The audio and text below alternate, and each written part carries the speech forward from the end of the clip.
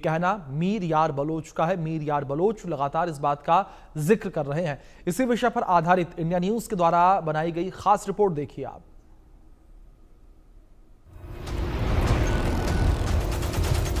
बलूचिस्तान के तेल पर किसकी नजर? मुनीर की चक्कर में फंस गया है चीन। क्या होगा पाकिस्तान से रिश्ते का अंजाम? इन दिनों दुनिया के ताकतवर मुल्कों की नजर बलूचिस्तान पर है। जानते हैं क्यों? क्योंकि बलूचिस्तान वो हिस्सा है जहां खनिज संपदा की कोई कमी नहीं है।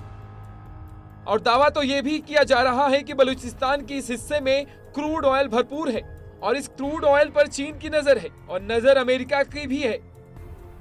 तभी तो अमेरिका ने इस तेल की लालच में बीएलए को आतंकी संगठन घोषित करके मुनीर को खुश करने की कोशिश की। लेकिन बलूच इससे खुश नहीं हुए। तभी तो दुनिया को बलूच संदेश दे रहे हैं कि बलूचिस्तान का तेल बलूचों के लिए है। तो क्या यह संदेश मुनीर के साथ चीन और अमेरिका को भी दिया गया है? Bureau report, India news.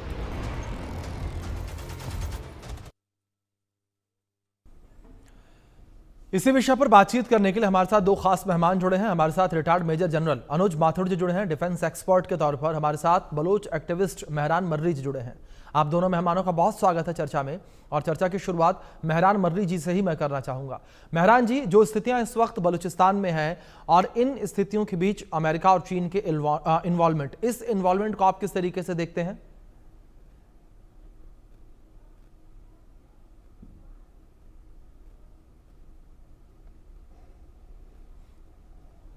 Mehran जी, आवाज आप तक मेरी पहुंच रही है? जी, अभी आ रही है। जी मेहरान जी, मेरा सवाल आपसे ये था कि जिस तरीके से अमेरिका और चीन की इन्वॉल्वमेंट लगातार देखने को मिल रही है और इंटरेस्ट जो है वो बलूचिस्तान में लगातार देखने को मिल रहा है, इस इंटरेस्ट को मेहरान जी आप किस तरीके से देख रहे हैं एक बलोच एक्टिविस्ट के होते? ये देखें, ये टोटली इंटरनेशनल लॉ के खिलाफ है। जी, बलूचिस्तान एक मकबूजा जमीन है, एक ऑक्यूपाइड कंट्री है। नेबरिंग पाकिस्तान ने ऑक्यूपाई किया 1948 में। ये कोई सीक्रेट नहीं है, ये कोई प्रोपेगेंडा नहीं है, ये मेरे ख्याल का कोई एजार नहीं है, ये हकीकत है जी। तो 9 महीने हमारे आज़ादी के बाद ना पाकिस्तान ने हमको ऑक्यूपाई किया, तब से हम मकबूजा है और इलीगल ऑक्यूपेशन जारी है। Rape, pillage, exploitation of resources, genocide भरपूर तरीके से जारी है। पूरा दुनिया इसका शाहिद है। एमनेस्टी इंटरनेशनल हो, ह्यूमन राइट्स वॉच हो और यूनाइटेड नेशन में तो 20 साल में मैंने ये मुद्दा उठाया कि हमारा इलीगल ऑक्यूपेशन हुआ है, तो किसी तरीके से इसका रेजोल्यूशन होना चाहिए। लेकिन यूनाइटेड नेशन सीरियस ही नहीं है। यूनाइटेड नेशन मेरे ख्याल में सारे जो बड़े सुपर पावर्स हैं उनके हिदायत पे चलता है। सो उन्होंने आज दिन तक कोई मुल्क को आज़ाद नहीं किया। हमने कहा ठीक है, रेफरेंडम के जरिए से आज़ादी मिल जाए अच्छा होगा, या कोई ब्रोकर आ जाए, इंटरनेशनल पावर बीच में आ जाए, एज ए मीडिएटर हो जाए, वो भी नहीं हुआ। तो बलोच मजबूरी से अपना जंग आज़ादी लड़ रहा है, जो उसका हक है, right to self defence. Baloch उसी तहत लड़ रहा है और इंटरनेशनल कन्वेंशंस के तहत लड़ रहा है। नापाक फौज जैसे नहीं कि उसके कोई रूल्स एंड रेगुलेशंस नहीं है। वो ओपन ऑल आउट जेनोसाइड कर रहा है बलूचिस्तान में।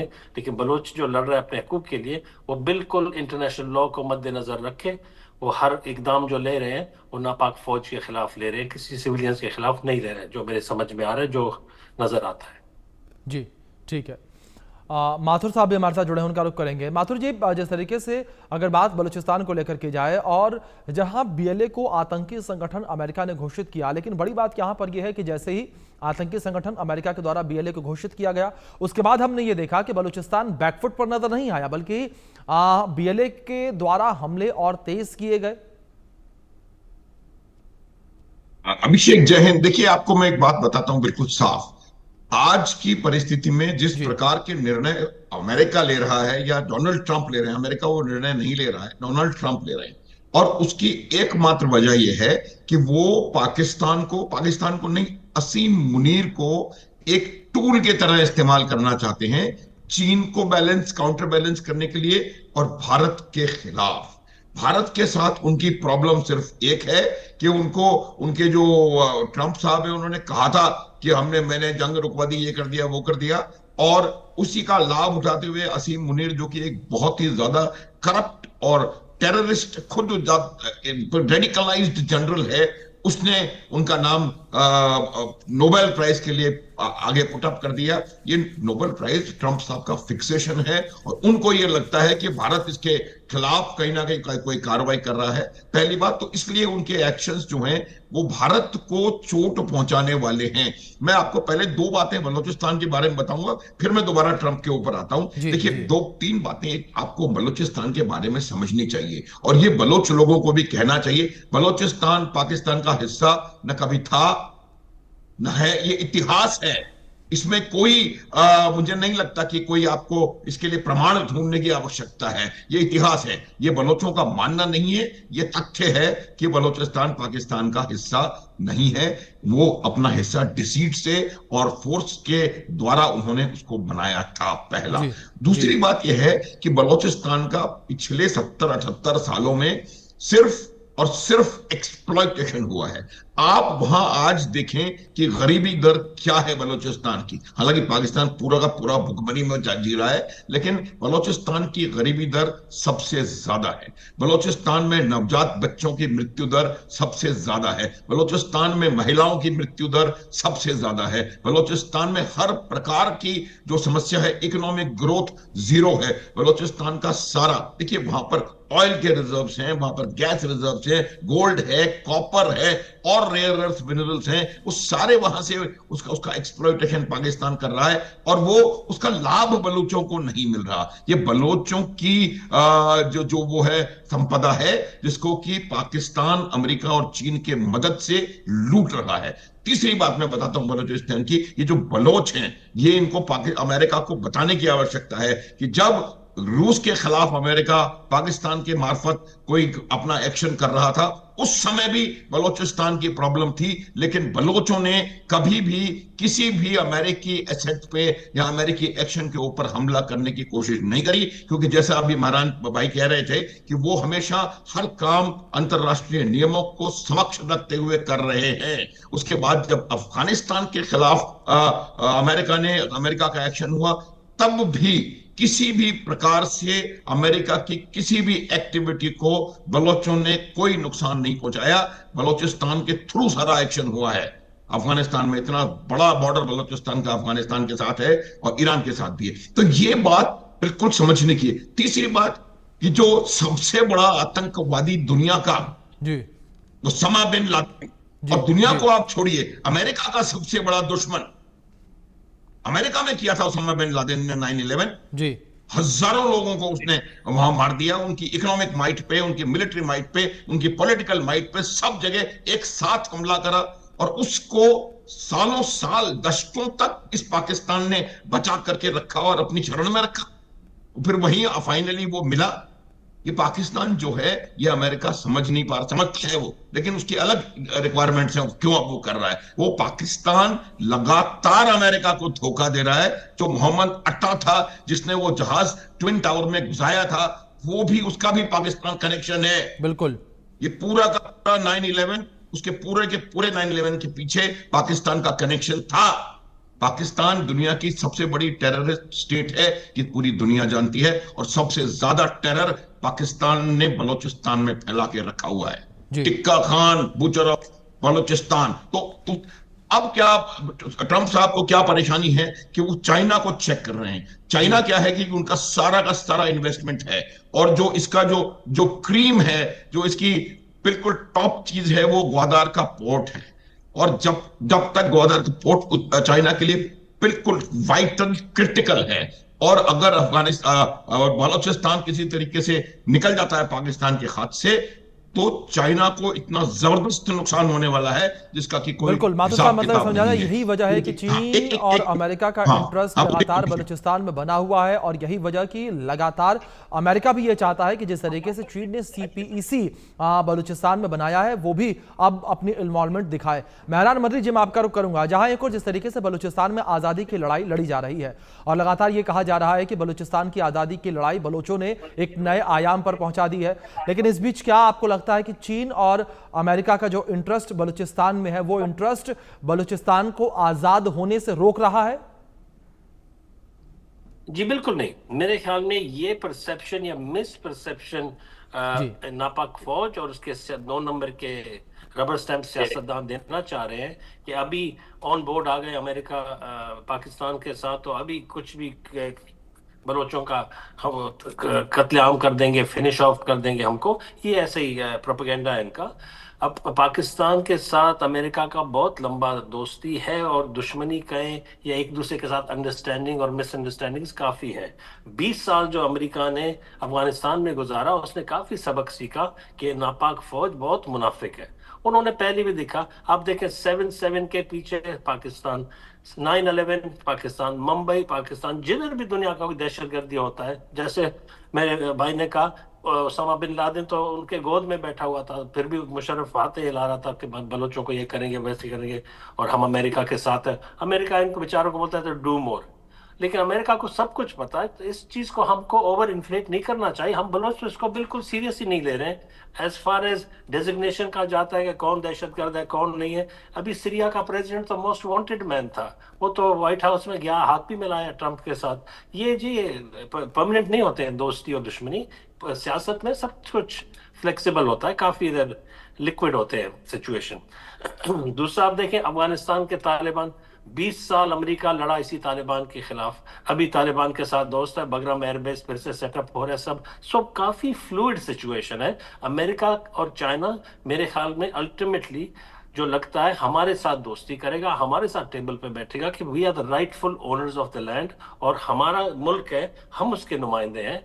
पाकिस्तानी फौज तो मुशर्रफ भी गया आया, पता नहीं ये खुद ही कौन से हिंदुस्तान के आपके किस इलाकों से निकल के आए हैं यहाँ पर, इनका ये मुल्क ही नहीं है, इनका लिए एक प्रोजेक्ट पाकिस्तान ना पाकिस्तान बोले जो अंग्रेजों ने बनाए, ये प्रोजेक्ट वो जो क्या बोलते हैं एनिमल होते हैं ना एक्सपेरिमेंट वाले, गिनी पिग्स, ये पाकिस्तान एक गिनी पिग्स का एक जमघटा है जो एक्सपेरिमेंट कर रहा है। गोरा जब एक्सपेरिमेंट फिनिश होगा ये भी डिसॉल्व हो जाएगा, लेकिन बलूचिस्तान एक रियलिटी का हिस्सा है और मेरे ख्याल में दुनिया इस बात को समझ गया। आपके सवाल के जवाब में ब्रीफली, बलूचिस्तान का आज़ादी का तहरीक अभी ट्रूली नेशनल रुख इख्तियार कर चुका है। अभी बलूचिस्तान की आवाम बलूचिस्तान का फौज है, अभी कोई 500, 1500, 50,000 लोग लड़ नहीं रहे। बलोच कौम रिवोल्ट कर रहा है और अपने आज़ादी के जद्दोजहद में अपना बिल्कुल पॉजिटिव रोल अदा कर रहा है। छोटे बच्चे हों, महिलाएं हों, बूढ़ी औरतें हों, बूढ़े हों, जवान हों, सब अपना रोल अपने तरीके से अदा कर रहे हैं इस नापाक फौज और इस नापाक ऑक्यूपेशन के खिलाफ। और इंशाल्लाह हम बहुत पुरुमीद हैं कि हम अपना हदफ हासिल करेंगे।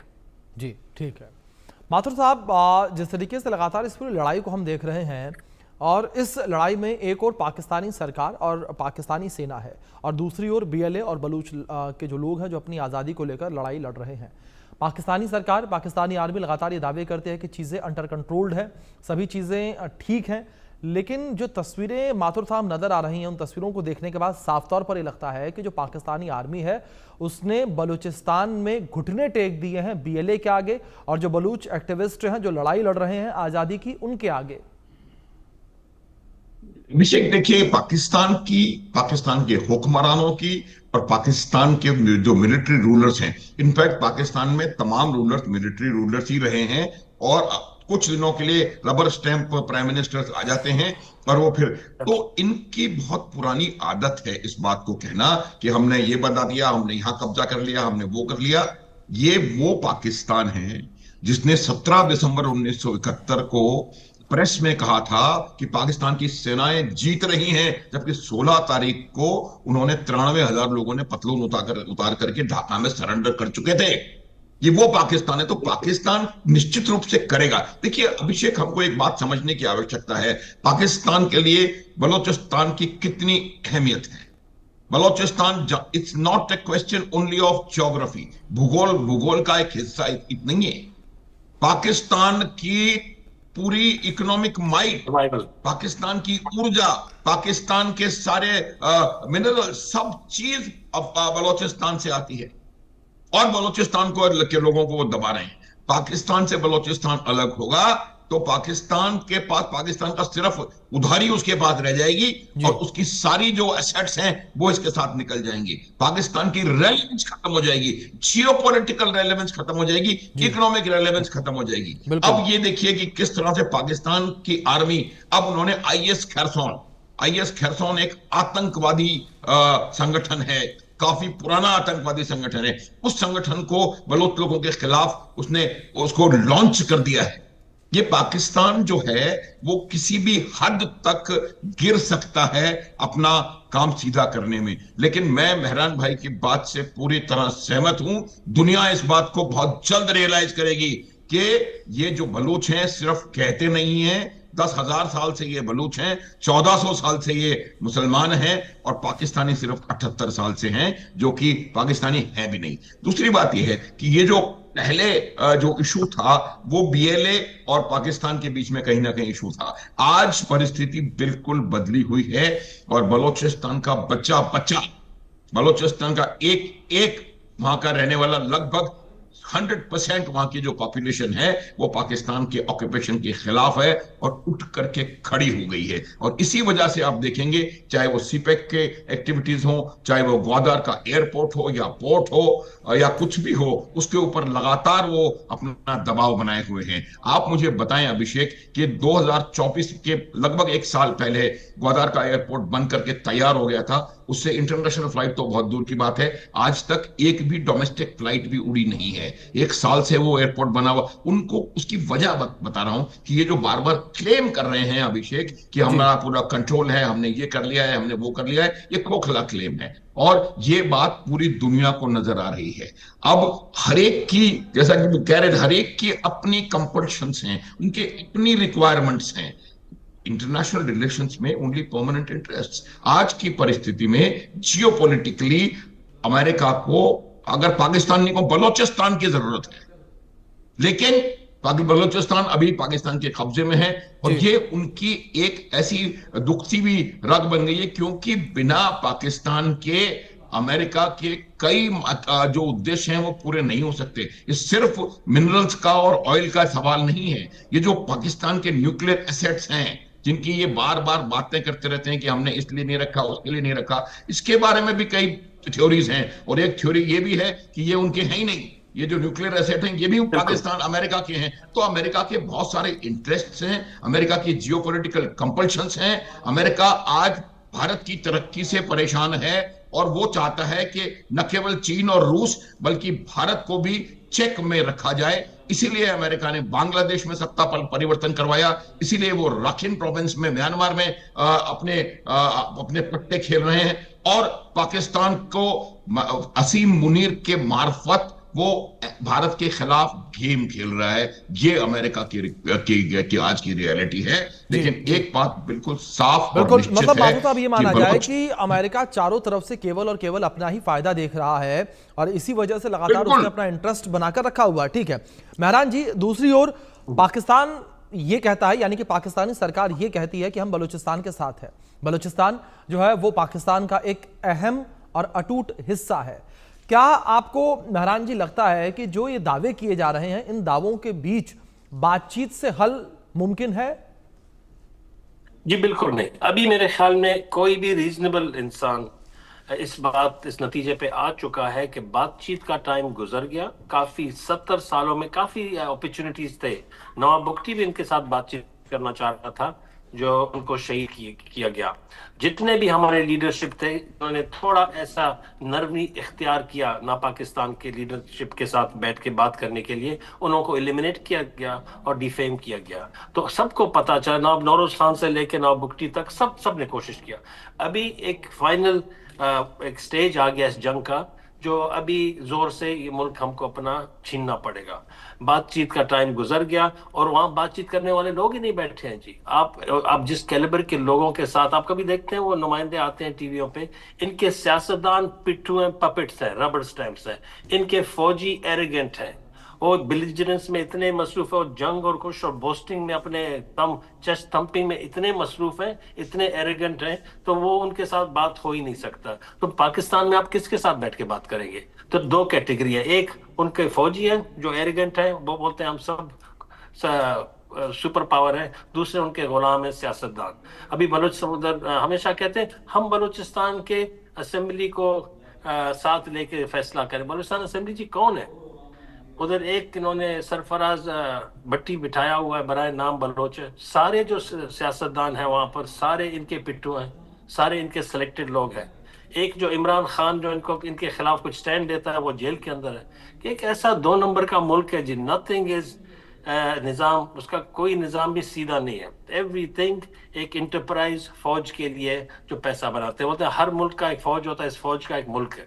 तो फौज मुल्क चला रहे हो, कॉन्फ्लिक्ट से लेके इंडस्ट्रियल स्टेट से लेके सब कुछ वही करते हैं। ये बिजनेस इंटरप्राइज है, ये भी it will come to an end, इसका बिजनेस ठप होने वाला है।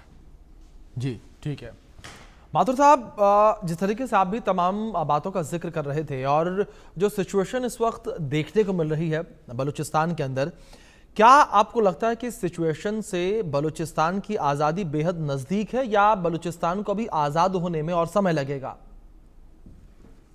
अभिषेक देखिए, किसी प्रकार का प्रेडिक्शन करना इतना आसान नहीं होगा, क्योंकि पाकिस्तान ने इतना ज्यादा दमन वहां पर किया हुआ है। और पाकिस्तान ने, जैसे कि अभी मेहरान बता रहे थे, कि वहां पर अपने खुद के लोगों को बैठा के रखा हुआ है, जो कि अपने आप को बलोचों का रिप्रेजेंटेटिव कहते हैं और कहते हैं मैं चीफ मिनिस्टर, मैं फलाना ढकाना।